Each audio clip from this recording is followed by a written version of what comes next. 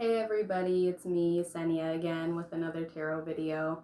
I'm actually making this video for my cousin who had recently asked me something that I get asked pretty frequently. Only the answer to this question isn't the most concise or easily condensed, which is why I'm making this video.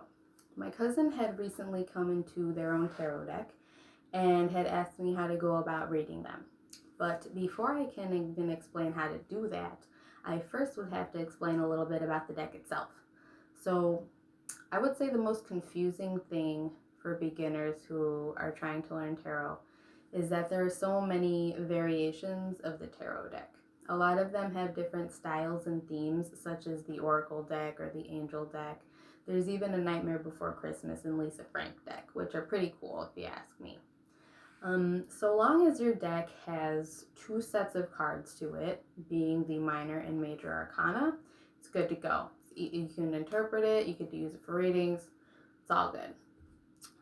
What the minor and major arcana cards are the minor arcana is 4 suits, and the major arcana is a set of 22 cards that represents like its own story.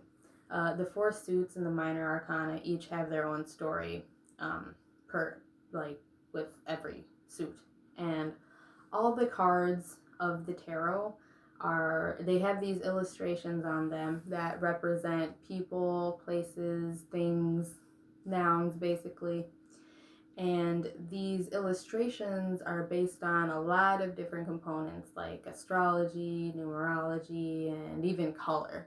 Like color in the tarot, for example, red in the tarot represents high energy, passion, stamina, vigor, like a lot of movement. So if you have a card that has a lot of red to it, those are more of the atmospheric elements to what that card represents. The color blue represents water, fluidity, human emotions, because those are also fluid, being that they're constant and ever-changing. Gray in the tarot represents confusion, mental turmoil, bleakness. Cards that are shrouded in gray are cards like the 3 and 2 of Swords. Black in the tarot represents despair, hopelessness, chaos. So some cards that are shrouded in black, a good example would be the Devil, the Tower, 10 of Swords also has a lot of black to it. Yellow is joy and celebration. So cards like the 3 of Cups, the 10 of Cups, those depict very happy, joyous, celebratory scenes where everybody's happy and jovial. Yellow also represents gold. So if you get a card with a lot of yellow on it, it can indicate prosperity and abundance as well. Astrology is a big component in tarot. There's planetary correspondences like Venus. She's the planet as well as the goddess. She's the Empress card. There's zodiac archetypes such as Leo the lion. They pop up in the Strength card. Aside from colors and astrology, I would say numerology is probably the most fundamental, one of the most fundamental components of tarot.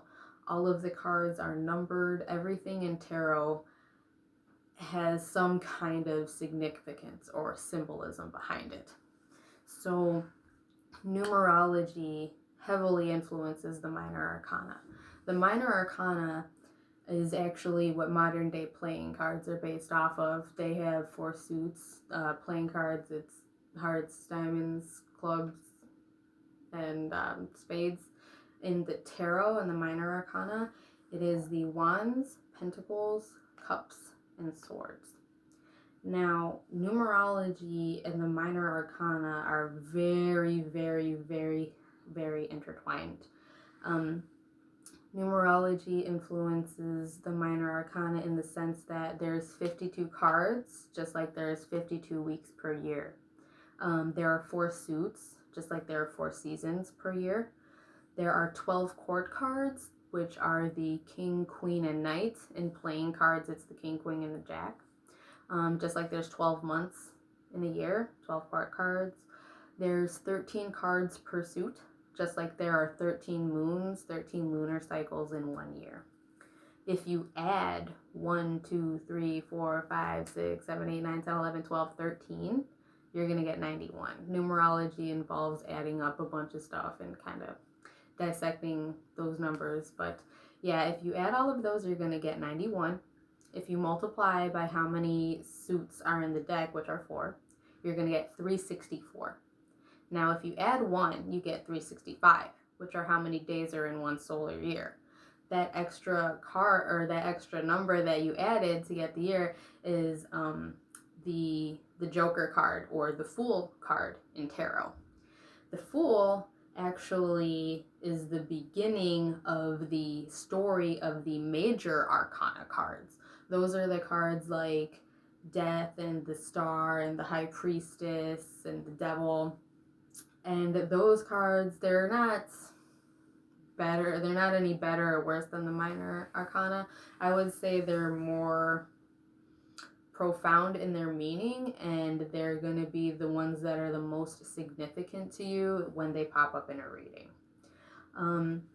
The reason why there's so many esoteric components to the tarot deck is that it's supposed to be this all-encompassing sort of matrix-like reflection of our world. And it's based on time and space. Again, everything in tarot has significance behind it, even shuffling. Shuffling is actually a really big component of the process of reading cards, because shuffling represents the universal aspect of chance. It also represents the chaos and confusion of life, as you know, we're shuffling up the universe in our hands. Now, there's no right or wrong way to shuffle the deck. Me personally, I can't shuffle to save my life. You can even throw the cards face down on a table and sort of do the little kid method of kind of mixing them around bowl style, and that's completely fine. The only wrong way to shuffle a deck, for a reading anyway, would be to not shuffle consistently, or like not shuffle long enough. Reason being is because shuffling the cards as you consider the situation and all the things that led up to the situation and all the people and different aspects involved in the situation, while you hold these things in your mind's eye as you shuffle the tarot deck, what you're doing is imbuing the cards with your inquisitive energies, and you're attuning them to your current mental state. All that mental static that you have, you want to give it to the cards. That way, the cards that are going to be most significant to you are going to kind of draw themselves toward the top as you shuffle. So shuffle for as long as need be.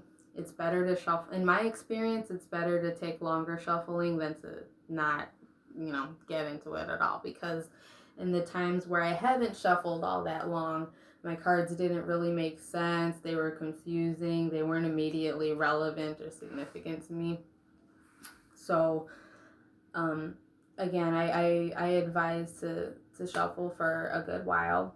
Before you shuffle the cards, I totally forgot to mention, you can clean them. I don't often clean my cards. The only time I clean them is if they have a lot of energetic residue to them. The way I can tell that I need my cards cleaned is if I draw them. It's very similar to when you don't spend enough time shuffling the cards. The cards aren't going to make sense. If I draw a card and I don't immediately relate to it or understand why it popped up, I'll be like, And yeah, cleansing, I don't want to say it's optional, but I don't want to say it's mandatory either, because some people who read cards suggest that you clean them in between every reading. But the way I clean my cards is I set them right side up before every reading, which is actually a very important part of preparing to read the cards, because when a card comes up upside down, it actually has a different meaning than when it pops up right side up. So if you make sure the cards are right side up before every reading and a card pops up inverted, you're going to know that that card was flipped in the process of shuffling. So it's supposed to be inverted. And when you get an upside down card, again, it doesn't mean the same as when it's right side up, but it's not the opposite of what it means right side up. It's just when a card comes up upside down, it just signifies that you need to pay special attention to that card, especially because whatever lesson that is involved in that card or is depicted in the card's illustration, that lesson is something that you're not learning or it's not adhering. So it's going to keep repeating itself. Those cards that pop upside down tend to follow you. I know it sounds creepy and stalkerish, but there are cards that I get on repeat and they're usually inverted, and it's because I'm not retaining what I'm supposed to retain, or I'm not learning the lesson that I'm supposed to learn from that card. So yeah, you can clean them, put them right side up before you shuffle them. Again, consciously shuffle them and imbue them with your not intentions, but with all the static that's going on up here, put that into the cards. After the cards have been good and charged, you want to split the deck, because again, shuffling kind of brings the relevant ones up to the top. Split the deck, and before you take your first card, you want to ask the question in your mind. You can say it out loud or just sort of silently hold it there and be like, okay, what do I need to do? Boom. You can do this however many times as you like for whatever or however many questions you have. There are like specific layouts and formats that you can read tarot in. Those are called spreads, and I'll be making a video explaining those in further detail. But yeah, you basically hold whatever questions you have in mind as you're shuffling the deck. That way you get your stank on them. And after you've gotten your stank on them, you flip them over. You consciously flip them over while considering your question. And whatever card pops up, you want to apply its meaning to your situation. And that's how you go about reading tarot cards. I really hope this video was helpful. I tried to make it shorter, but I've kind of gone over my time limit. If you have any comments, leave them. If you have any complaints, leave them. If I was confusing or if I went on too many tangents, please let me know. I look forward to hearing from you guys. And to my cousin, I hope I helped. If not, you can come over. I could come over there. Whatever happens, have fun. It's going to be awesome. And I've been doing this a really long time, but you shouldn't be discouraged. I'm still learning. I've been doing this since middle school, 7th grade. I'm still learning and discovering new things I've never even known about tarot. So it's really cool. It's something I completely encourage. And if you're curious at all, hit me up and I'll do my best to explain it to you guys. Thank you for joining me. Have fun.